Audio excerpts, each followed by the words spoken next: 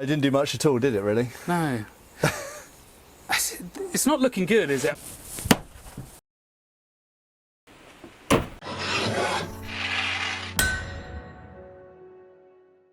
Hi, it's Todd from Todd's Workshop and Todd Cutler here with... Matt Easton of Scholar Gladiatoria. Now, Matt is here for a very particular reason, and that is I made the Wallace A726 Rondel dagger in the first of these three films, took it to the Wallace in the second with Dr. Toby Capwell, and as promised, we are now going to test it with Matt Easton of Scholar Gladiatoria. First off, first impression of this, and then we are going to go and find something to start our tests with. So it's a massive, formidable Rondel dagger, isn't it? And the original one in the Wallace Collection is I think, well known around the world, thanks to lots of books it's been published in. And it's a big, imposing dagger. One of the ways that people often talk about how long a Rondel dagger should be is it should come to the point of your elbow when you hold it point down. This one projects beyond that, so it's a big one. The main treatise I work from, Fiore de Liberis, Fior di Battaglia, his dagger section is as big as the longsword section. It's really, really big, got loads of techniques. So the main thing which characterises these is they are stabbing weapons. They are not slashing, they're not chopping weapons. You don't use them like a Bowie knife or a machete or a kitchen knife. They are stabbing implements.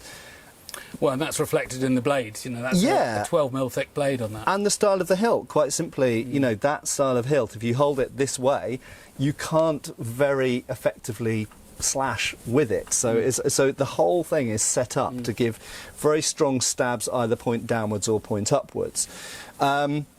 We also see them gripped and used in other ways. So sometimes we do see in treatises the rear hand placed against the pommel or disc at the back, rondel. So these are mostly about trying to get in the gaps, trying to find the gaps between plates, which might have fabric in them, might have mail in them, or a combination thereof. Or even bare flesh, depending who you're actually facing. You know, if it's a nice French peasant levy, then yeah, and absolutely, and obviously as a stabbing implement, this is very effective. Or I would imagine going to be very effective against flesh and through clothing and things like that. There's another point to mention about this, that the original here that I made for the first film, I wanted to make it as well as I could, as true to form as it could. So the blade is actually bloomery steel. And then the discs are wrought iron, boxwood and brass for the grip. So as close as I could get it to the museum piece. And it does mean, of course, that the blade is inherently going to be a little bit softer than mine usually would be. So that'll be interesting to see how that behaves as well. But then for the test, what we'll do is, if we do blunt it off, then I'll just resharpen, you know, as we go, because I want it to be representative of coming out of the box, so to speak. And if we were using a modern alloy steel, it wouldn't be so representative of how an actual blade of the time would behave. So. It wouldn't. And that's exactly why I've wanted to do this, because how do they work? How well do they work? You know, and that's what we're going to find out. So first off, let's go get a pork leg, see what happens. So the reason we are here is to attack our lump of pork with our Rondel dagger. Whether you like them or not, your job is here. So take that nicely expensively made knife and do your thing. One thing I will say is it's actually, especially in a nice pick grip, it's more difficult to control where the point lands the longer the blade gets. Yeah, that makes sense. Because you don't have the human body's not set up to have quite such good point control as when you're holding like a sword with the point up. When you hold it point down, unless you're certain superheroes, you just don't have such good point control in that direction. So, as I say, every little movement, the longer the blade is, the bigger the diversion. So it's actually quite relatively difficult to steer. Go for it. So the bottom line is, you should go through this leg of pork very easily. I should do. I've got to hit it first, though. So sat on a piece of archery foam, no resistance beyond or little.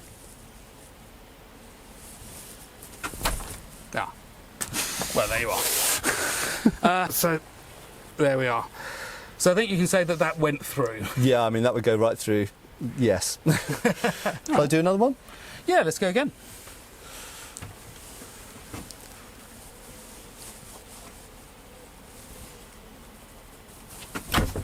Yeah. I hit table then. You hit table. Yeah. So. Yikes. And that's not putting. I'm not putting my weight into it. I'm not stepping or anything like that. You're being relatively casual about it. Well, it works then. So it definitely works on flesh. Yeah, and then and so it's security within your grip. How did you feel? Or did you not even think about it? No, just very, very comfortable. You know, one of the great things about these discs is it spreads out any energy where your hand might interact with the knife. Yeah, like a guard sometimes can hit on your hand. Yeah, absolutely. And it can hurt. It can hurt, absolutely hurt, yeah. So what I'd like to see next is, if you like, the minimum of fabric armour, and this is an arming coat. It's some 4 layers, I think it is, if I remember rightly. Okay. So we've got wool, 2 layers of linen, and some hemp canvas on the front. Let's see what that does. And just came out of the foam at the side. Yeah, but only just, so again, well into the wood. So you stabbed very easily through the fabric, pretty much as if it wasn't there, really. Yeah. Could you just place the point on it and just press down with your hand? Yeah. Just see what the resistance is? I mean, yeah, I can... Just like that? Yeah, just... Right. Not much. Not much. So I think it's fair to say that the fabric is not really doing a great deal. No. Well, let's have a look at the mail. So, I suppose, you know, not your crazy stab, but give it... An average stab. Give an average stab. Mr. Average stab. Mr. Average stab, lovely. Okay. See how we go. So the mail is 1.4 mil rings, wedge riveted with solid flats. So, you know, a fairly decent, commercially available mail. Not the cheapest, not the most expensive. Okay. Let's stab it.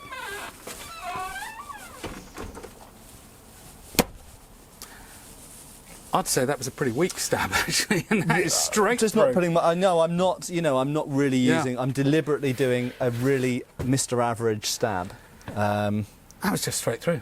Yes, no real... You feel a little pop when the rings go. Okay, well, and that's as mail should be. It's not the rivet that's failed, it's actually the ring. In fact, you can see the ring is actually cut. It's cut through it, hasn't cut. it? Yeah. So it's cold chisel style cut. Yeah. And then actually it's taken one of the solids as well, which is also cut. 2 rings with an average stab. Yeah, and I mean, to me that actually looked, I hate to say it, but a fairly weak stab, Matt. That was considerably better performing than I expected, actually. I thought that the mail would give a better result than that. Yeah. Wow. Shall I see if I can just push through it? Yes. Yes. So this is, I guess, in a scenario where you've got your point snagged in an opponent's armpit or something. Or you're grappling and you haven't got room, or... Yep, or you're on the floor or something like this. So I'm going to push my spare hand, my left hand in this case, up to the point, and then I'm just going to drop my weight into it. Yeah. There you go. So I could tell it didn't go through quite so easily. No, but still. But you heard that sudden pop you heard it where go. it just sheared through the... Yeah. Well, I mean, that answers some questions. Sorry, diversion. Arrows and daggers now, it seems, really bind in mail. You can't... Oh, right. Yeah, we'll try and pull it out. like a net. Like, oh, yeah. Wow, yeah. It's surprising, actually, how much they bite. Yeah. A friend of mine mentioned, and I know Dave Rawlings believes it as well, that when you're holding a gauntlet, it covers, the rondel discs start to cover the open parts of the hand. Well, shall I grab a gauntlet? Yeah, so he brought one, Matt brought one along because I asked him to, and it's an interesting point. So yeah, get that out and we'll have a look. So Matt, you've appeared with your gauntlet. Yeah, so... I suppose actually we will talk about that, but also talk about stab again. See if it makes a difference. How does it feel? What's going on? So it fills the hole. So if that was my gauntlet there, then obviously you can get through leather straight to flesh through their top and bottom. But once you stick the rondel dagger in there, then it fills those holes to some extent. Same stab into the mail again? Same stab into the mail. See if it feels different. Okay. Just as effective. There is a difference. My hand now weighs more. Right. So the mass of the gauntlet added to it basically feels like you're holding a heavier dagger. Did you feel that? Yes. Yeah, I felt less resistance because the minute that I hit that target, I had more momentum, I guess, travelling through the target, because this probably weighs, I would imagine, about the same as the dagger does. So it's like you've doubled the weight of the dagger. Right. Because I love that sort of stuff, because momentum with penetration is usually very important. Yeah. So of course, why wouldn't it assist? Yeah. So this is the blade after having a go at the mail. And it's not as sharp as it was, but it's still in pretty good condition, really. But I'll go and give it a quick sharpen before we do the gambeson. So against the male, really, it just wasn't a problem, was it? No, I've got to say I was a little bit surprised actually that the male didn't put up more of a fight. Yeah. Stabbing it, no problem at all, and that was with really quite weak, controlled thrusts. My plan was to start with fairly weak stabs and then build up. I didn't need to. I just went through with a weak stab. But what did surprise me even more was just placing the point into the ring and then just pushing. It still went through. We do have to say that is a commercial grade male. It is not beautifully handcrafted by Phil Parkes or Isaac Crowe. Yeah. But still, it has protective qualities, and it's made of mild steel. It wasn't popping the rivets, it was cutting the metal. Just shearing through it. And mild steel and wrought iron are apparently a similar kind of an analogue. So it's in the same area of protectiveness, even if it's not quite as good. But it's not a joke, and it's just passing through. And I think for someone that does, you know, HEMA and sort of armoured combat stuff, it kind of is a reminder to me of how if someone gets a Rondel dagger anywhere near your armpit, you're in big trouble. It doesn't matter if you've got voided there or not. You don't want that dagger point anywhere near any of the gaps in your full plate harness. And you can have the most expensive harness in the world, but it's going to have those gaps. You can't, you know, you have to have those gaps. We've got our 32 layers of a shirt linen, faced off with doeskin. Let's see what it does. I think I'm going to go through that easily. Let's find out. Let's see. All yours. Ah! Well, you did go through it, and you did go through it easily, but the penetration was definitely less than you had against the male. Still quite a lot, though. Still quite a lot. So why I said that was that the blows against the male were often hitting against the table, and you didn't do that time. Okay. So still not your day, though, is it? Really? No, that's still really. I mean, that's what 5 inches. 5 inches. Yeah. So 120 millimeters. Yeah, that's that, isn't it? Really. Yeah. Let's try pushing. Yeah. Yeah. Okay. Let's try pushing. Yeah. So again, I mean, that is a particularly pointy point. I'll give it that. And it's polished, and that does make a difference. So just a push this time. Just placing the point against the thing, hand on pommel, and then give it a little drop of my weight. Yeah.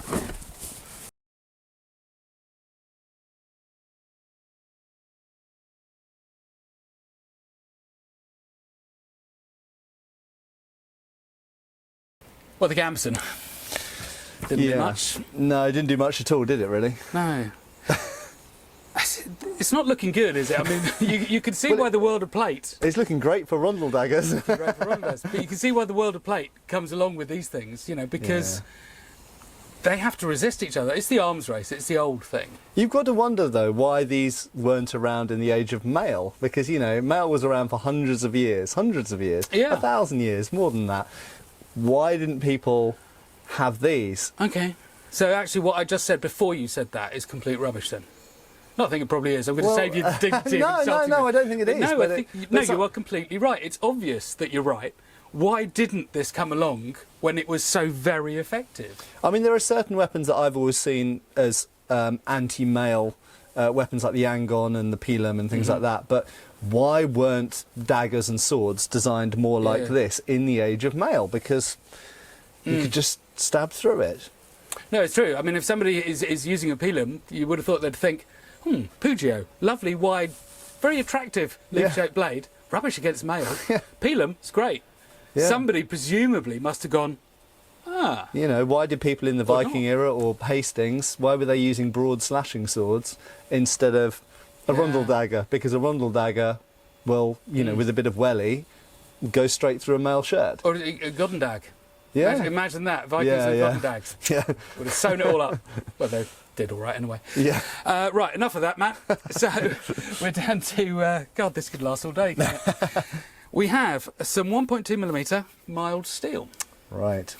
So, can you? Can't you? It's not a piece of armour, we know that. It's not representing, it's got no shape. But we're going to support it anyway. We're going to support it here on our archery foam. And you can do your thing. But I'm going to dip out now and get this on slow-mo. So I'm going to change cameras.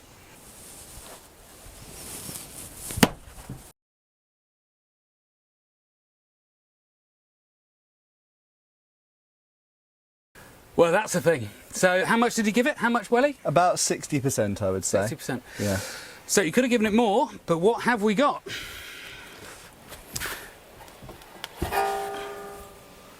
Enough. And in terms of the damage, there's actually tiny little burr on the point.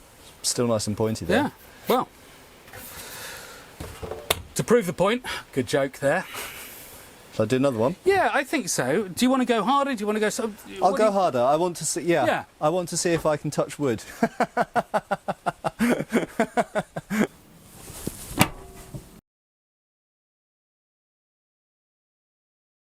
So did you give it more?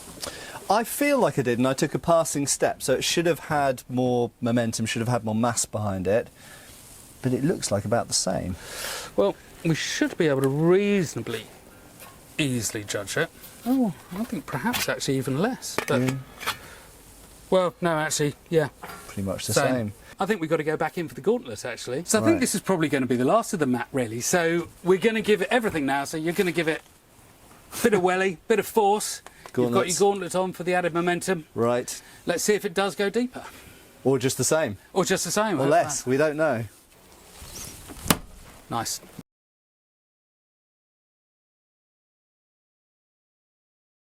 There we go. So there we have it. Oh.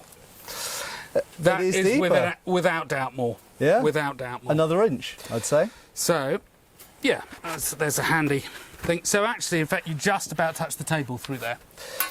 And then that was the previous. Wow. So I'd say inch and a quarter, 30 mil more. Yeah. I'm actually Just surprised. by wearing a pair of gloves. Yeah, just more mass. Yeah. But it was definitely harder for me to grip and steer with the gauntlet on. I'm perfectly comfortable with bare hands. There was no... I thought there might be some hand shock or, you know, just my hand ramming into the rondel. Nothing at all. It was perfectly comfortable. Yeah. More comfortable, as I say, in bare hands than it was in the gauntlets. Right. So... All right. Well, I mean, I think as a set of results, that's great. It's not the only way the dagger was used. Well, oh, you know what we haven't done? We haven't done that. But the other is that I think we could then set up, I don't know, mail or gambeson, we'll just screw it onto a horizontal, onto a wall, as if you're going for an up. Yeah. And we'll just see how that behaves, and then we'll come back and conclude. Okay. But before you do that, let's just see if you can. Right, so... Go nice in the middle. So, 1.2 millimetre mild, just pushing. Just pushing, yeah. Oh! All right. All right. So... Wow. I didn't expect that to go through. I'd almost stopped. Yeah. And it just suddenly popped. It just obviously reached its... Inch and a quarter, 30 mil. So, see, I can do this one. Well, I don't know if I can do it, but let's see. So... Yeah, look at that. So you put both hands on the back, which... Yeah. So a bit more unstable, but you could get more weight behind it. Yeah, I mean, it's not exactly battlefield, though, or at least I assume it's not, but... Whatever works, I think, within a certain... Yeah. That's nice. How deep's that one? That looks... Super deep. Yeah. Because your mass was still pushing... Yeah. Yeah. Well, I almost hopped on top. Yeah. Was sort of my intention of But it looked like it wasn't going to go in, and then suddenly popped. Breaks and, through. Yeah. Breaks through. Well, fantastic. I learned more about rondels. And they can be used in different ways. And they can be used against pretty much anything you want. Our gallant opponent, Matt, is standing up. He's ready to fight you. Do your best. So we've got a different grip now, point up instead of point down, and so this would be as if we're attacking, you know, abdomen height. That Which kind is of less common in the treaties, less common in manuscript pictures? Yeah, less common, I would say, overall. The ice pick grip is more common for various reasons. That's what I always think. Yeah, yeah, but nevertheless, we do still see lots of these sorts of stabs in period treatises. And, you know, sometimes a person might have mail down here, or this could be aiming at an armpit or something like that. Dagger aims towards roughly there in the mail. Well, I heard it. Pop. Yeah.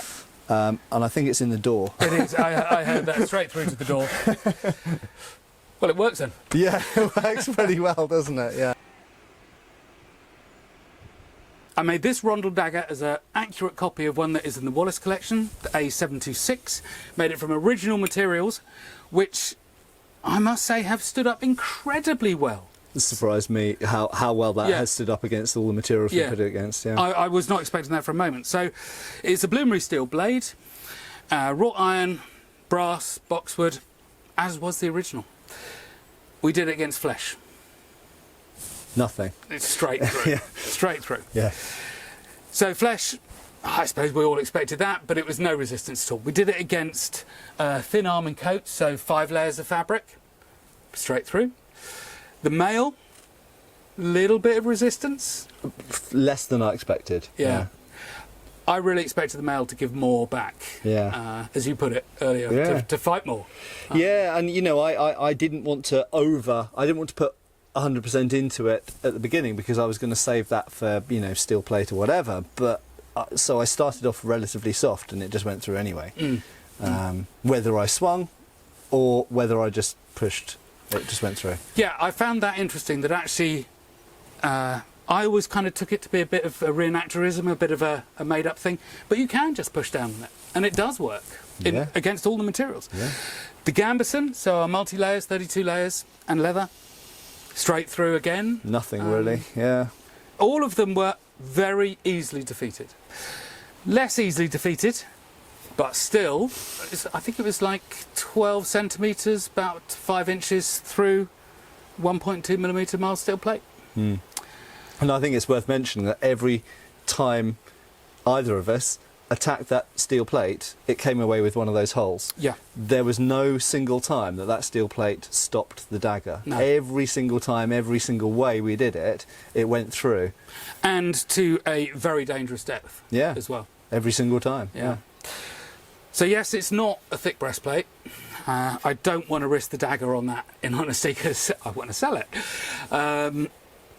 But against the thin stuff, yeah, no problem at all. And this is representative of some of the poorer armours, and certainly of armour.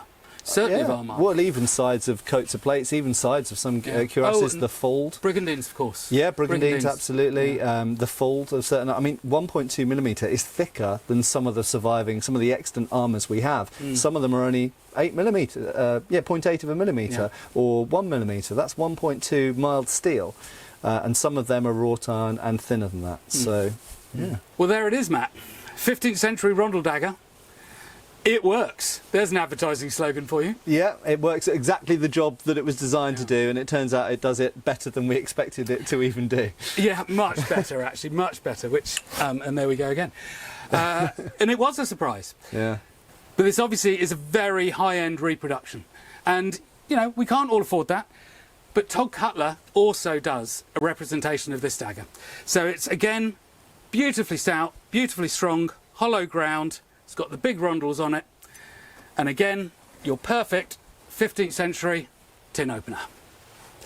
Thank you very much. Matt, it has been an absolute pleasure. It's been a pleasure stabbing all your things with your, with your daggers. Well, and thank you for the expertise. But thank you. We shall see you again. But don't forget, this was a series of 3 films, starting with the making of it, then taking it into the museum, having a look at it with Toby Capwell, and then finally now the use of it.